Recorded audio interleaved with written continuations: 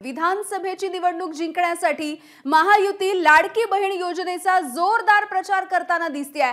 तर त्याच वेळेला दुसरीकडे महायुतीच्याच काही नेत्यांनी या योजनेबद्दल केलेल्या वादग्रस्त वक्तव्यांमुळे महायुतीला आता डोक्यावर हात मारून घ्यायची वेळ आलेली आहे। रवी राणा आणि महेश शिंदे यांनी लाडकी बहीण योजनेवरून मतदार आणि विरोधकांना धमकावल्याचा आरोप केला जातोय। या सगळ्याचे पडसाद आजच्या राज्य मंत्रिमंडळाच्या बैठकीमध्ये सुद्धा उमटले।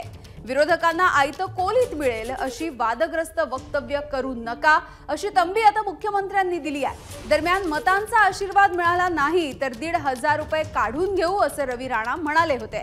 तर लाडकी बहीण योजनेमधून नाव काढून टाकण्याचं वक्तव्य कोरेगावचे आमदार महेश शिंदे यांनी सुद्धा केलं होतं।